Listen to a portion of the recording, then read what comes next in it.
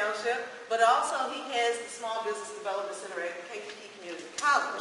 He is the go-to person for business at the college. And he has joined us here to walk you all through this morning. He's going to take you all through some of those details, and just cover some of the basics of what he does and how his organization can benefit you. I'm going to let our distinguished guest, Mr. Ken Crite, speak to you, and he's going to have that conversation and talk to you about the small business. All right? Thank you. Okay.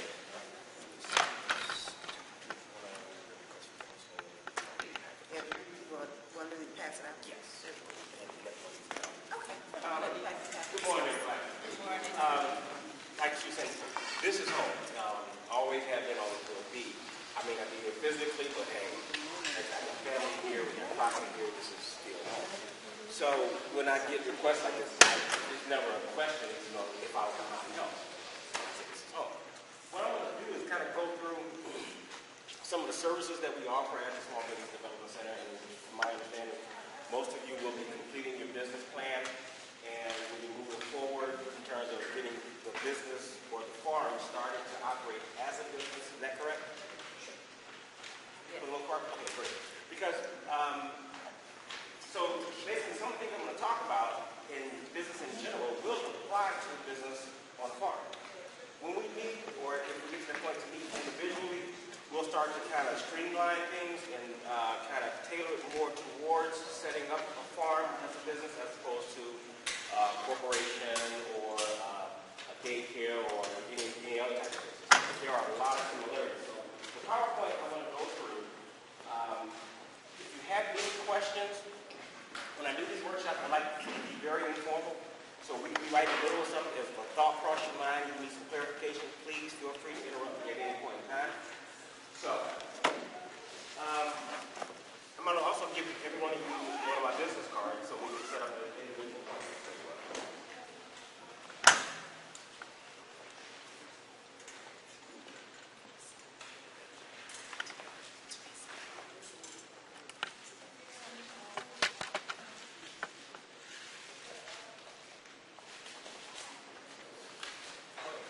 Did everyone see that? Yeah, we're gonna actually do this for square. Push it back. Okay. Well, that's just my contact information. You all have my one of my business cards that has my email address as well as my phone number on it anyway. So feel free to call, schedule an appointment. One thing about me, sometimes it's best to contact me via email because I am a one-person office, and the region I cover consists of 3.5 counties. And part of that consists of site visits. So I'm traveling anywhere from Onarga all the way up to Peatone to Livingston County, to a little bit everywhere. So a lot of time I'm out of the office. But I do try to return phone calls within 24 hours. So if you can't catch me at my desk, don't think I'm not going to get back to you. Okay, but I want to talk about some of the services that we actually offer as a Small Business Development Center. First off, we offer startup business counseling. Most of the services that we offer are totally free. You don't have to pay for anything. Okay? As many consultations as you need, it doesn't matter. If you need to meet 20 times to get your business started, it won't cost you nothing. Okay? So this is what we offer as startup business counseling. We offer assistance for business expansion. So that means just because you get your business started, that don't mean we're done with you. If you want to come back again and grow your business, we offer assistance there as well. Business registration. For the most part, you will need to register your business with the state and federal government. Now, there will be or can be some times when you may need the assistance of an attorney. We will let you know when that time is. Because if you can call an attorney and tell us, hey, I need you to work with me on registering my business, they're not going to turn you down. But it's something you can do on your own, and it'll probably take you about 5 minutes. True story. I was actually in my office, this is probably about my 3rd year actually doing this, small business development. And a gentleman had to walk past my office, we have our side out there, he walked past and said, what do you do with small business? So I always keep a 30-second elevator pitch about what I do. I said, well, we work with business to grow and expand and well, to start. So I got a business I'm looking to start. So, you know, well, sure. So what do you need to do? Well, I basically need to register my business. He was registering his business as a simple sole proprietorship, which is the simplest form of business operations. And I said, well, what do I need to do? I said, well, I'm just doing exactly this right now. I have a seat. So the gentleman sat down, and we started to talk about what his business was. I took some information. I gave him some information on what he needed to do, who he needed to talk to, what the registration process was. Gave him a couple of forms. You fill these out, you know, you're done. And so we said, well, what do I owe? And then he gave me this agreement. Look, you know, what I need to pay you to do what you do. I said, you don't need to pay me anything. This is what I do. He said, well, you don't understand. I said, no, trust me, I can't. Well, let me give you something. I said, no, you can't do that either because that's what we call a gift band. Now, if you gave me something, I would get in trouble. He said, well, I just feel obligated to do something because I was on my way after I left here to pay my attorney $1,500 to do what you just did in 5 minutes. Okay. So, what he did do, he went down and donated $400 to one of the houses. Oh, good. It did have a dynamic story. Excellent. But again, Yeah, that deserves a hand clap. don't spend money you don't have. Take advantage of your free services first before you get ready. Like I said, we'll guide you through the process. Make sure you don't get caught up in the scams. There are a million of them out there. One is to deal with money, grants, conventions. Well, they will. I've worked with probably about 8 to 10 people that are victims of these scams where they're going to make you rich overnight. Just go with the old saying that if it's too good to be true, it is. And just take it as that and do it. Business plan review. We will review your business plan. We will not write your business plan. Neither do I encourage you to have someone to write your business plan. Key word in that whole statement is your business plan. A business plan, the definition of a business plan is your thoughts, your ideas, your plan for your business. Now, unless I'm psychic, you can't figure that out. Okay? Because I might take your business a whole totally different direction than what you're looking to do.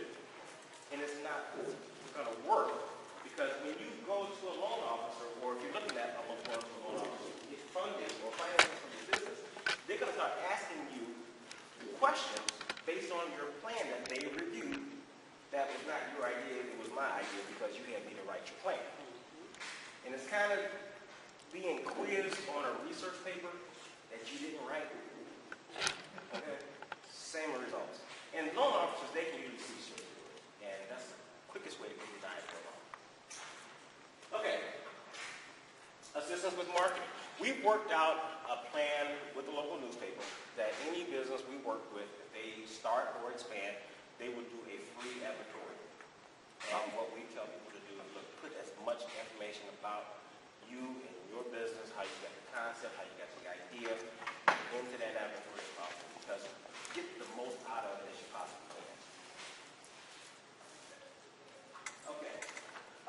Getting your tax ID number. Again, that's easy form. Again, don't go to your attorney. They will take your money. They will do it, but it's something very simple you can do yourself. There's one form. As a matter of fact, you have the form in your packet. Okay. We will make sure that it's filled out properly if you need to. And there's actually a shortcut. We can actually give you the phone number that you can write the information down and tell them the information over the phone. And they'll give you your ID number right over the phone. Oh. Okay. So They have expected it now. Yes. They used to take a day. 6 weeks. Oh, yeah. Way back. Once when you have the, going back, when you mailed it, 6 to 8 weeks. If you faxed it, 1 to 2 days before you got your hard copy, and now you can actually do it online or call. You get your number instantly. They'll still mail you the hard copy, but you can work from the actual number.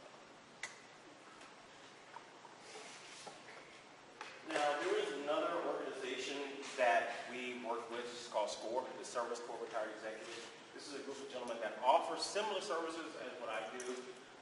They no longer work as a individual unit, but we do have access to the used them quite a bit because, as I mentioned before, I'm a one-person office, 2.5 counties, a lot of site visits. So I put a lot of miles on the truck. Okay, so I do rely on them as well because they do offer a lot of the same services that I do. Again, they all and again, these are people that have been in business. And a lot of people say, well, if you really want to know something about anything, talk to someone that's been there and done that. That's kind of where they come in. And they try to match you up with a person in a similar field as what you're looking to go into. So they can actually offer some precise assistance and knowledge in that. They can also review the business plan. And they basically serve as a mentorship to new business owners. So again, we don't just let you, okay, fine, you start your business, go out and have fun. We keep in check, how are you doing? Especially during those first few months to the first few years. And actually, I've been doing this for 14 years. There's a couple of companies now that I've worked with that started 14 years ago. They still call and say, hey, just let you know I'm doing okay. Because we do send out those reminders. Hey, if you have any issues, call us. But the key is to call before things get critical. A lot of businesses will wait till they get, as they say, one foot in the grave and the other one slipping fast. Then they'll call for something. Well, it's too late. Okay, it's not much we do. But if they would call earlier, we can actually intervene sometime with the banks. If you've gotten behind on a couple of notes from the bank, first of all, never ignore it. Okay. The more you ignore it, the worse it's going to get. But as long as there's a line of communication, they're usually willing to work with you. But if you're working with us, we can call the bank and say, hey, I realize that this person here that you're working with is having some issues. We're devising a plan to get them back on track. Give us a little time. Because the bankers, believe it or not, they don't want a bad note on the books. So our job there is to try to eliminate that whole problem. Okay, again, they provide personal knowledge that you need to do small business startup. So in other words, they try to match you up with someone that has similar interests. Now, what you need to have if you're starting a business, and you're going to hear this a lot, is the business plan. And I applaud you because you are taking that part on. And you work through the process, near completion. You're near completion. And you're still here. And I say that in a serious sense because a lot of the people that I start working with, when they work through the entire business plan, they go away. Because that's when you're going to see what it's going to take to get this business started. The fact that you're not going to make money initially is going to be a factor. There's going to be a lot of factors that are going to show up when you do that business plan that some people say, well, you know what, maybe this is not my time. And believe it or not, we consider that as a success. Because that person, if they wanted to get to the bank, they may have to mortgage their home, take out a second mortgage, or use the home as collateral. So now if they take out that loan and default on it, that's what they lost everything.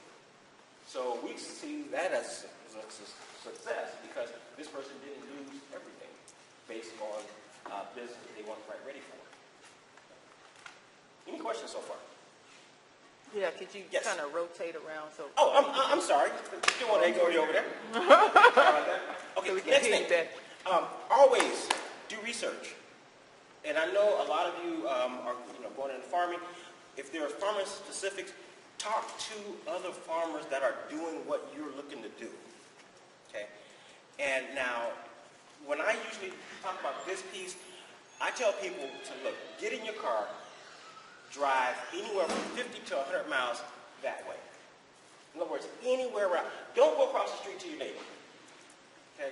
First off, that's going to be your competitor. You think they're going to tell you something good? Very few times. Very few. But if you make the journey, and believe it or not, a couple people actually did that. One was my, this lady just started her business. Maybe some of you actually heard of her. She called the Pie Lady. She's located in Kankakee. Just relocated. She was in the mall. She just moved to Convent in Bradley. She went as far as Michigan. And when she talked to this lady, she basically opened up her entire kitchen to her.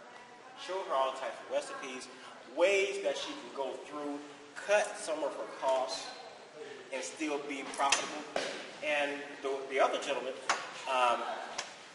we do a lot of interventions too. whenever a company is like doing a closure or a major downsizing, CSL Bearing was doing a major downsizing.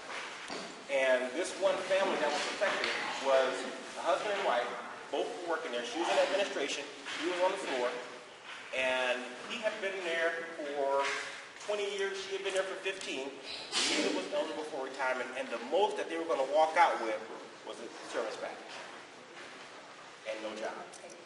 So what they decided to do, she had this thing about making fudge. So they were going to take their service money, put it into a business plan, start the business, and make and sell fudge. So they came to me, we worked with them, got them set up, got the business started, and then they did some research. They drove down to Effingham. I guess there's a candy company down there. When they got done talking, the owner of that business was so impressed by what they were looking to do, he had his chemist to come out and look at their recipe. Gave them a scaled down recipe where they're going to save money on their product and yet not lose any of the taste, but that's going to increase their profit margin. They came back, ran that business for another 5 years, sold it to a company in Chicago, and then they go fly.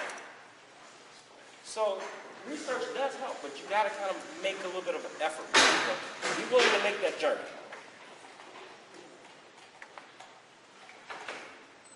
Have a plan to keep records. Okay? Can't stress that enough. Records are the lifeline of the business. Okay? Back in the day, we wrote everything down. That doesn't work. There are computer programs that are out there that makes it a lot simpler, and it gives the bankers whatever type of documentation that they'll need. QuickBooks is probably one of the most widely used programs that's on the market now. It's not really that expensive, and like I said, it's very user-friendly. And it can be tailored to fit your type of business. Have good business management skills. If you don't have it, hire it. But in the same time, as you're hiring it, learn it. Okay? You don't want to trust your business to someone else. Got another true story to tell you. Worked with a company in Kankakee who had a sub-company in Watsika. And what was going on is we worked on a business plan, got him all financed.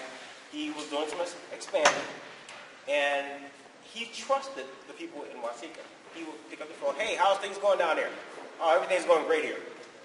And he had a merge system, so in other words, all of the financial data was going into one system. There was no individual find out what Wasika's doing, find out what Kankakee's doing. Everything was going in together. Come to find out, unfortunately, when it was too late, Wasika wasn't doing anything but robbing them blind. While Kankakee was kind of struggling, made it look like they were struggling. But from what was happening is Kankakee was doing well. Wasika was draining it. But by the time he picked up on it, it was too late. He couldn't recover.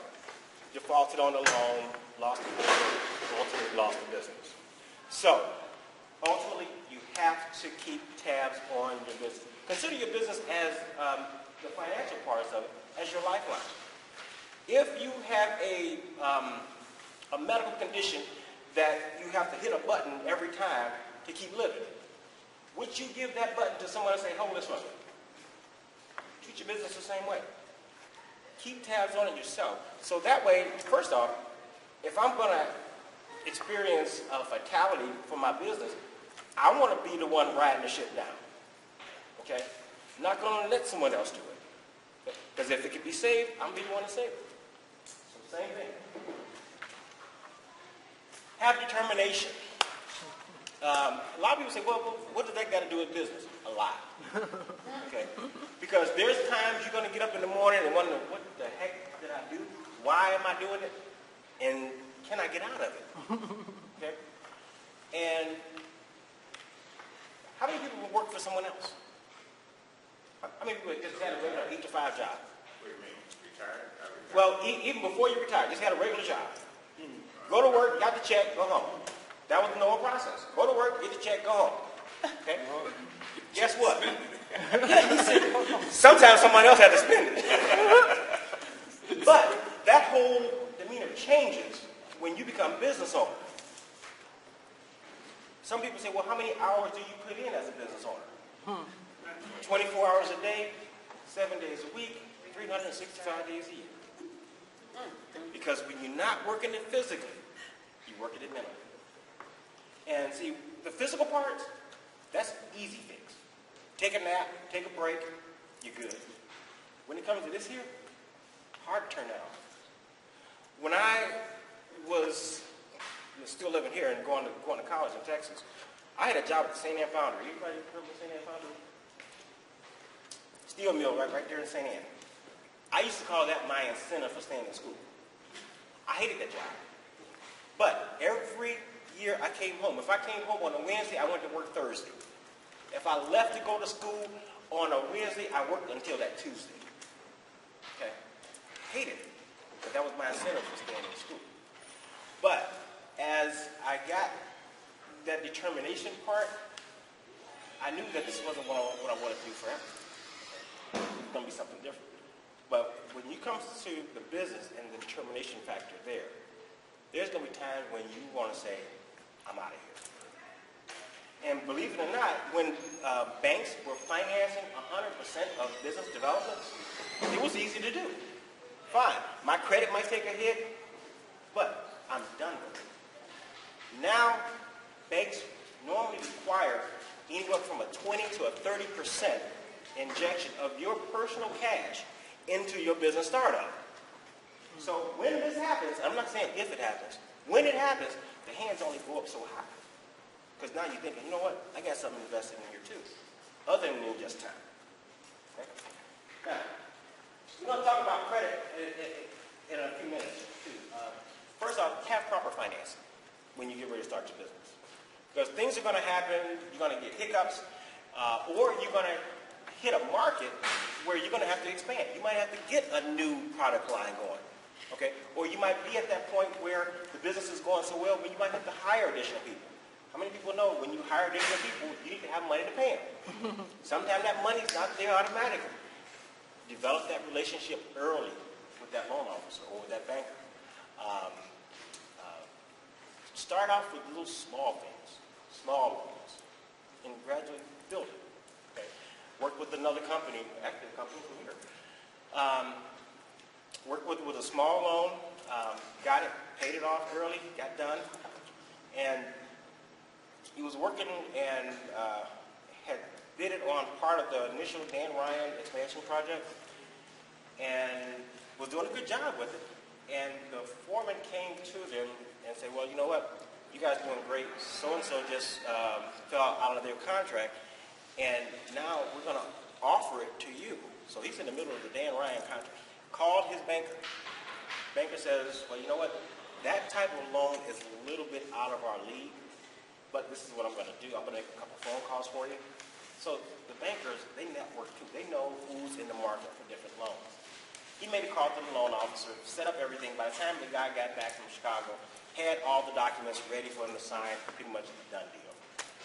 So it can happen, but start those relationships early and let them develop. If you need financing, you're going to need the business plan. So everything about your business is going to float around the business plan.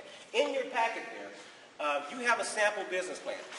If you don't want to do the full plan, close to the back of it is this one part called the 3-year financial projections. Please do that. If you don't do anything else, do a 3-year financial projection. And don't do like most business owners. See, I'm going to show you some statistics of business failures. And I know you've all heard about 50% of the businesses that start will fail the first year. How many people heard that before? That's a very true fact.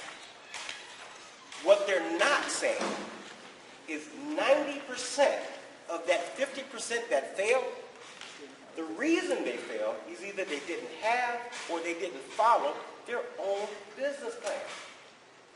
When you do those 3-year financial projections, you're projecting things on a worst possible case scenario to turn a profit. So if you follow that, okay, you should be able to at least spot where the problems are and have time to fix them. But the thing is, most people, they'll use that, they'll get their loan, and they never look at it again. Okay? First off, it's too much work that goes into that thing to just let it set aside. So it does make sense to actually utilize it for the purpose that you actually did it for. Secondly, when you go through those 3 years, project another 3 years out. Now you're not in the developmental stage. You're in the benchmark.